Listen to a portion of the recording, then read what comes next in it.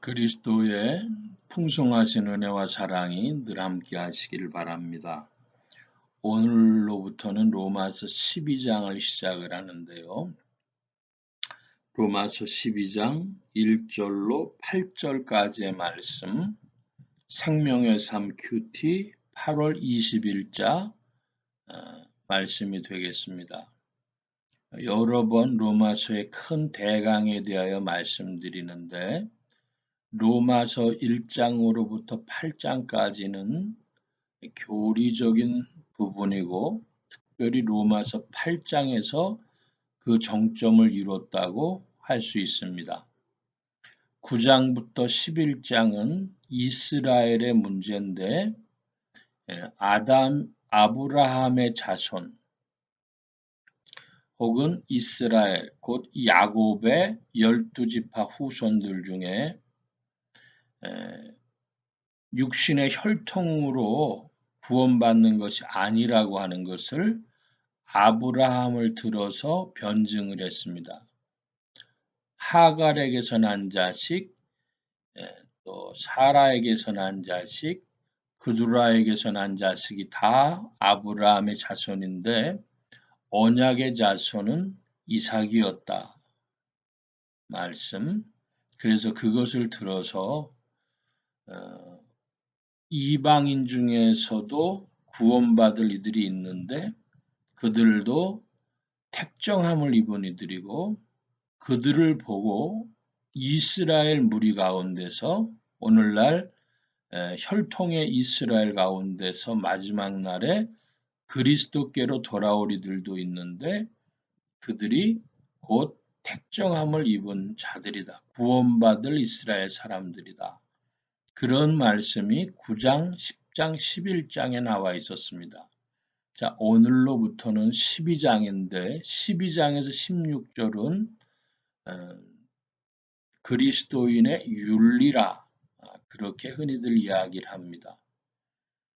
그리스도인의 교리와 윤리 사이에 이스라엘 문제가 있었다. 1장으로 8장은 교리, 9장으로 11장은 이스라엘, 12장으로부터 16장 윤리 문제다.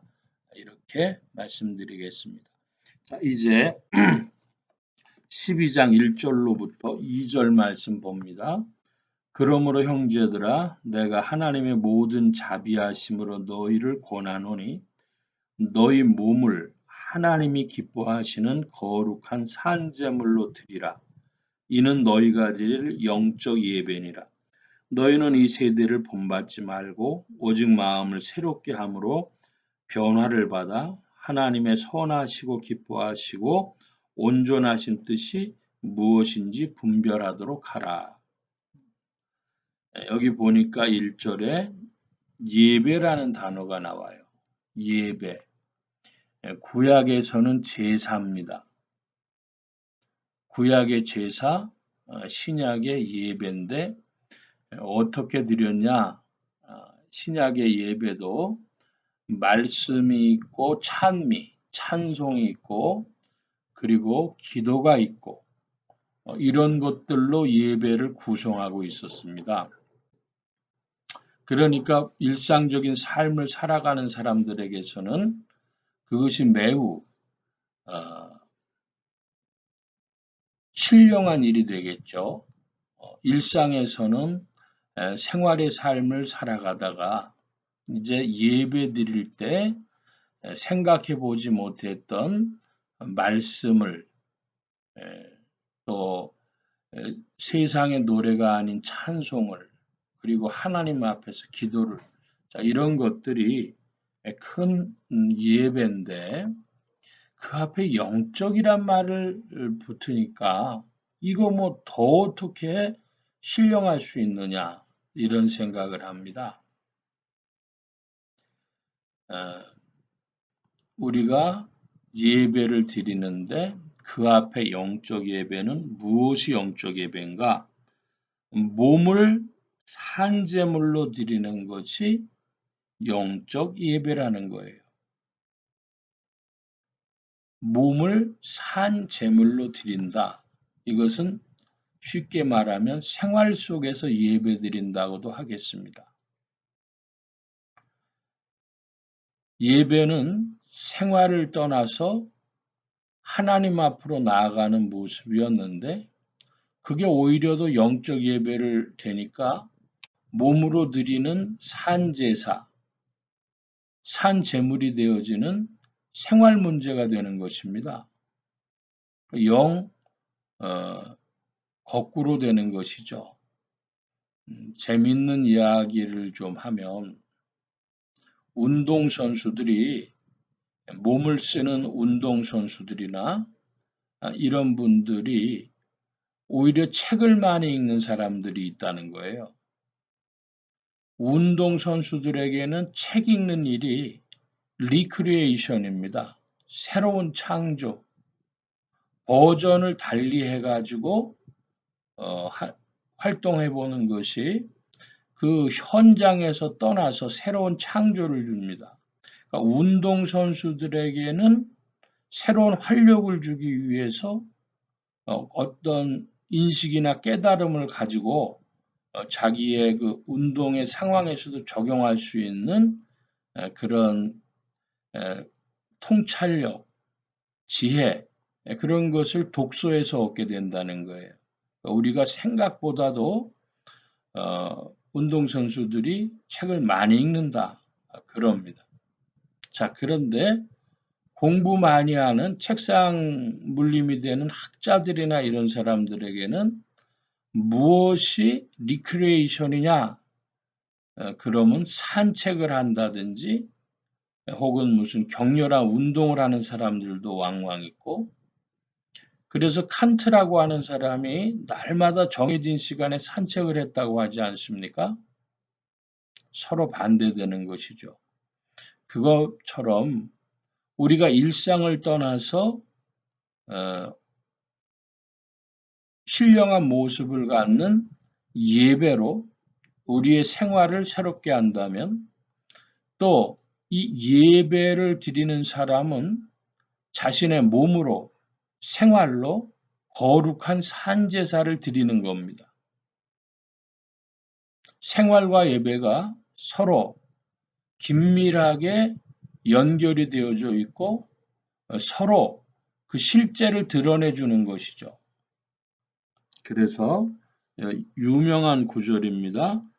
너희 몸을 하나님이 기뻐하시는 거룩한 산 제물로 드리라. 이는 너희가 드릴 영적 예배니라. 그러므로 우리 생활이 하나님 앞에 신령한 예배다. 이것 기억해야 되겠습니다. 2절입니다. 너희는 이 세대를 본받지 말고 오직 마음을 새롭게 함으로 변화를 받아 하나님의 선하시고 기뻐하시고 온전하신 뜻이 무엇인지 분별하도록 하라. 이 말씀도 강조하고 싶은 것들이 몇 가지 있는데요. 첫째는 변화를 받아 하는 것입니다. 변화를 받아. 새 사람은 변화받은 사람입니다. 제가 어렸을 때 기억으로는 복음송 중에 변화받고서 뭐 그런 복음성이 있었어요. 변화를 받았다. 내가 변화되는 것이 아니라 성령이 우리를 변화시켜 주셨기 때문에 변화를 받는 것입니다. 우리는 성령이 이끌어 주시는 것을 수동적으로 수용하죠. 그래서 이 수동적으로 수용하는 상태를 보고 우리가 변화받으려고 하는 것처럼 보이지만 우리를 변화시키는 주체는 성령님이시고 우리는 그 성령님의 일하심을 받아들일 때 우리가 변화받는 것입니다. 자, 이제 변화를 받았으면 뭘 해야 되느냐? 그러면 하나님의 뜻을 분별해야 합니다. 하나님의 뜻, 선하시고 기뻐하시고 온전하신 뜻, 선하시고 기뻐하시고 온전하신 뜻. 이 세상에 하나님 뜻 아닌 것이 없어요. 다 하나님 뜻대로 되어집니다. 그런데 하나님의 적극적인 뜻이 있고 하나님의 허용이 있습니다. 하나님의 허용은 사람에게 적용되어지면은 그들의 행동에 대하여 유기라고 표현되어집니다. 내버려 둔다. 하나님의 유기, 하나님의 내버려 두심은 하나님의 선하시고 기뻐하시고 온전하신 뜻이 아니죠. 하나님의 내버려 두심은 하나님의 온전하신 뜻이 아닙니다. 기뻐하시는 뜻이 아닙니다. 선하신 뜻이 아닙니다. 자, 우리가 공식과도 같이 수학의 공식과도 같이 기억할 것 있습니다. 첫째, 이 세상의 모든 일은 하나님의 뜻대로다. 둘째로, 하나님의 뜻을 분별해야 되는데 온전하신 뜻이 무엇인지, 기뻐하시는 뜻이 무엇인지, 선하신 뜻이 무엇인지 질문하는 여러분들 되시기 바랍니다. 여러분이 무엇을 하든지 다 하나님의 뜻대로 되어지는 것인데 어떤 것은 우리의 욕망과 욕심과 우둔함 때문에 행하려고 할 때에 하나님의 뜻이 내버려둠으로 나타나서는 아니 되겠습니다. 그러므로 무엇을 하실 때 질문해 보시기 바랍니다. 하나님, 제가 이렇게 하려고 하는데 이것을 기뻐하십니까? 예. 선하신 것과 온전하신 것은 우리가 어떻게 물어보기가 쉽지 않으니까 하나님, 제가 이것을 하려고 하는데 기뻐하십니까? 그런데 하나님 기뻐하시는 뜻이면은 여러분들의 감동이 있을 것이고 하나님의 기뻐하시는 뜻이 아니면은 침묵이 있을 것입니다.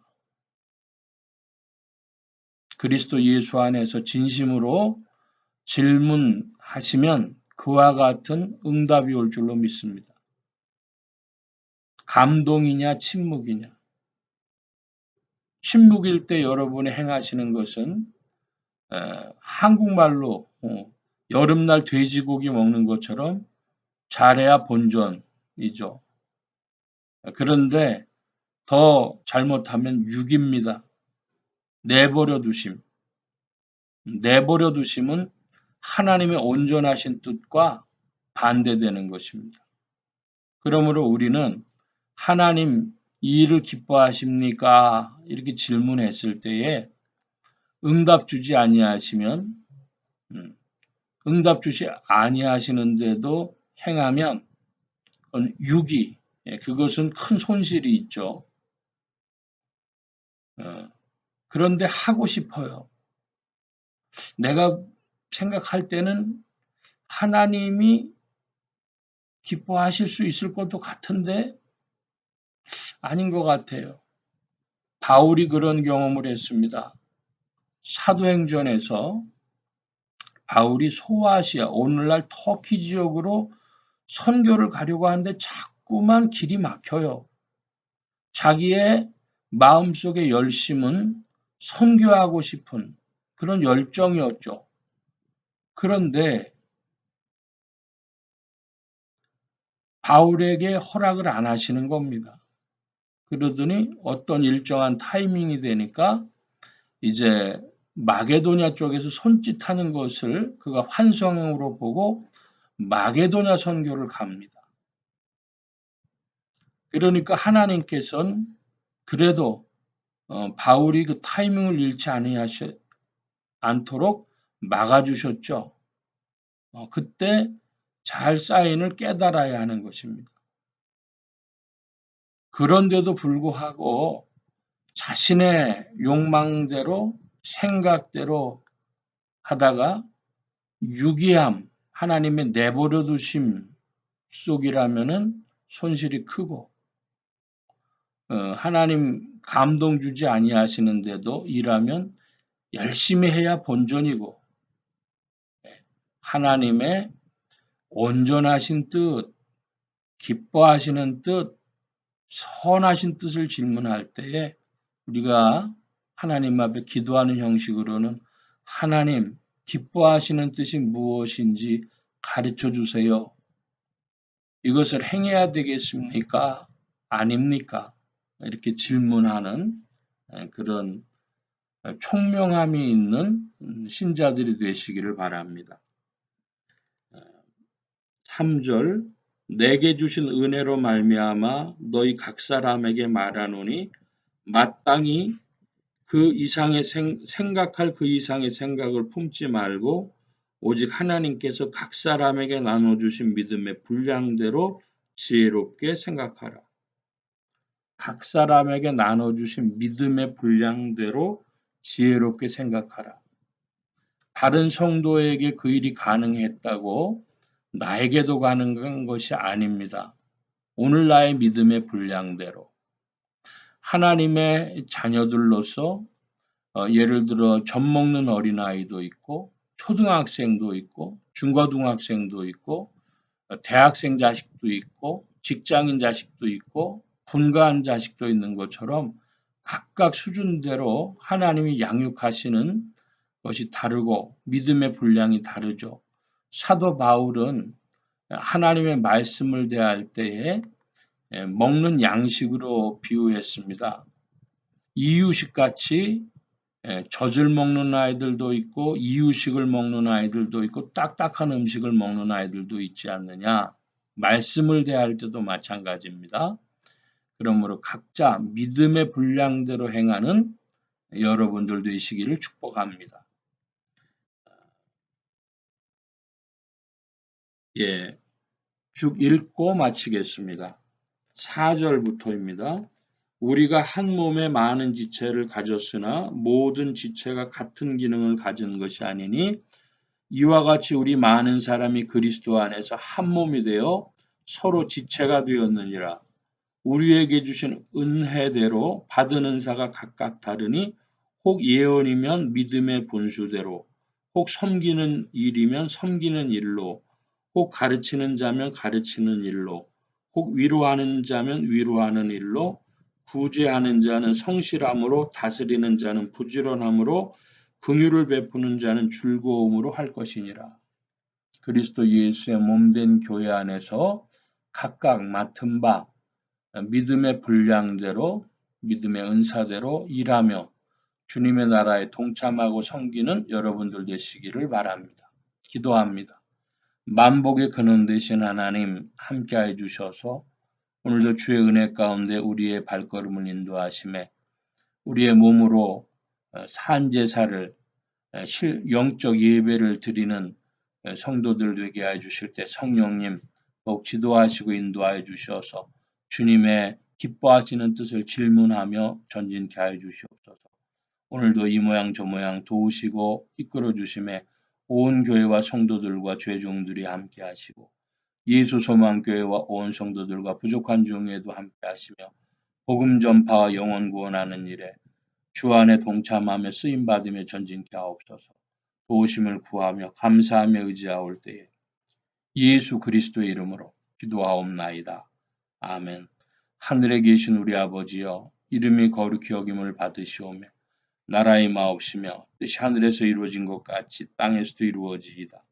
오늘날 우리에게 일용할 양식을 주옵시고 우리가 우리에게 죄 지은 자를 사하여 준 것 같이 우리 죄를 사하여 주옵시고 우리를 시험에 들게 하지 마옵시고 다만 악에서 구하옵소서. 대개 나라와 권세와 영광이 아버지께 영원히 있사옵나이다. 아멘.